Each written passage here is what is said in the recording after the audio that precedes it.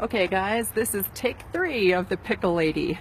But that's what happens when you do Facebook Live and lose your internet connection. So we will try it one more time.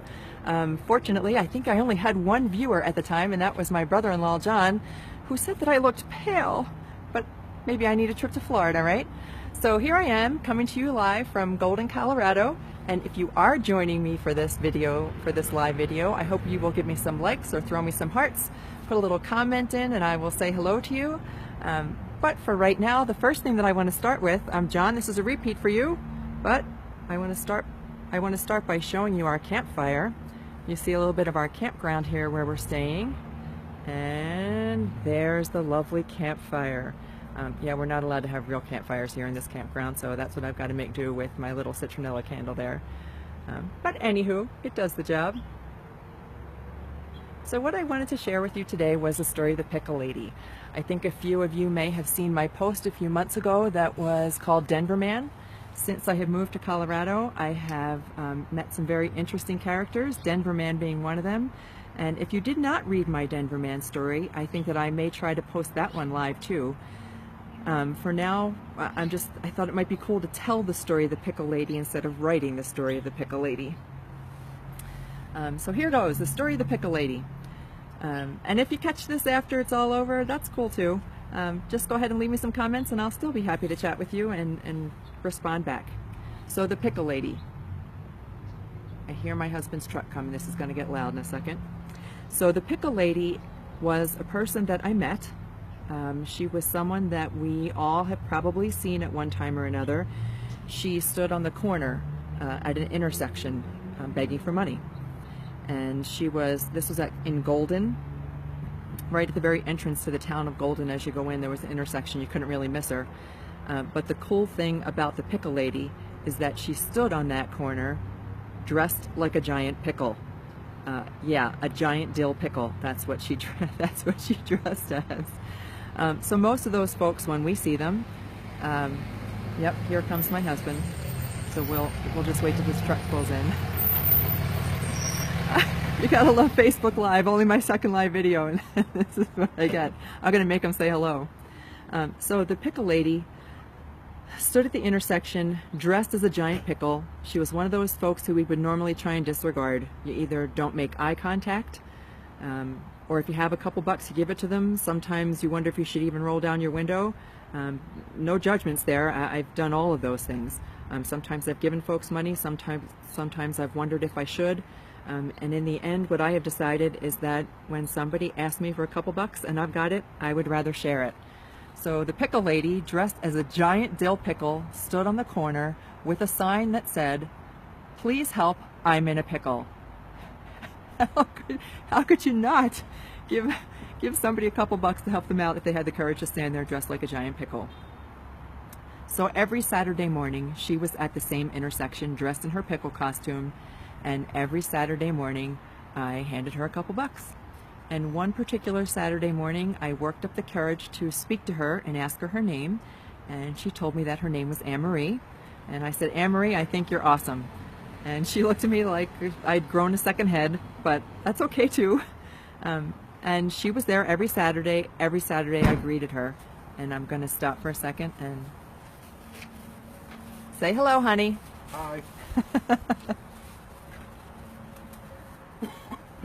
So every Saturday, I handed her a couple bucks, and she told me her name was Anne-Marie. And then on one Saturday, he asked me if the dogs were fed, so the answer is no.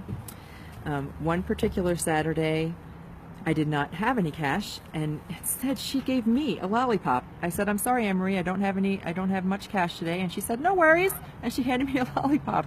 I saved that lollipop and put it in my treasure box. I still have it because I thought it was pretty cool. And then there was a Saturday, this went on for a couple months. Then there was a Saturday where I also didn't have any cash, but I remembered that I had a Target gift card. And it was a fairly decent sized Target gift card. It had been given to me by my employer as a holiday gift. And I've been kind of hanging on to it, looking for that, waiting for that thing that I needed to buy. And I thought, I don't need to buy anything. I don't need any more crap. I especially don't need any more crap from Target. We've all kind of been there, right? Where you walk into Target and you go in for one item and you come out with 10. So I thought I would just give her that Target gift card. And I pulled up to the intersection and I said, Anne Marie, I'm sorry I don't have cash today. What do you think about a Target gift card? And she went, I love Target. I just thought it was so cute. She was so excited to get that Target gift card that I was so happy I gave it to her. And so the next Saturday, I pulled up to the intersection and Anne Marie was not there. And I couldn't imagine where she might be, but maybe she was sick, don't know. And the next Saturday she wasn't there, and the next Saturday she wasn't there. Personally, I was a little disappointed because I had grown to think of her as my little Saturday buddy. I liked seeing her every Saturday morning. But what I decided was that she must have found a way out of her pickle, and that's the way I look at it. Anne Marie found a way out of the pickle, and she did not need to stand there any longer in her little pickle costume. And I hope that wherever she is, that she is happy and living a fun life and moving on. And the reason that I wanted to share that story with you was because I was feeling particularly optimistic today, and I was just feeling good, and I like to share optimism. And I was watching NCIS, which is my secret indulgence, is that I watch NCS whenever it comes on TV. And one of the characters, Abby, said, you know what's infectious? Optimism is infectious. And so I thought I would share my optimistic story because I wanted it to be infectious, and I want to spread good news, and I want people to be happy. And so that's why I shared my story, The Pickle Lady, and I've actually got several other stories that I want to share. I may do a repeat of Denver Man, we'll see, not sure. But if you will join me on Friday morning on this page, I am going to explain a little bit more about Reiki, give you a bit more of a picture of what a Reiki session might be like for you. So if anybody is interested in that, even if it's not with me, if you want to consider Reiki, I've got friends in Wisconsin, I've got friends in Philly, I've got friends in Florida. Hi, John. I've got friends in Florida. And yes, I do plan on making a trip to Florida sometime in the very near future. But I can always recommend somebody that I know in that area who does Reiki, or I'd be happy to travel. I love to travel, so I'd kind of work that into my plan somehow. So join me on Friday morning on Elaine Does Reiki, and I will be happy to share a little bit more details with you about Reiki. And I'm going to post this video, also cross-post it onto, look, I got some love hearts. Oh, thank you so much. I will cross-post it on my personal page because I'd like some of my friends and family to see it who might not be following me on Elaine Does Reiki.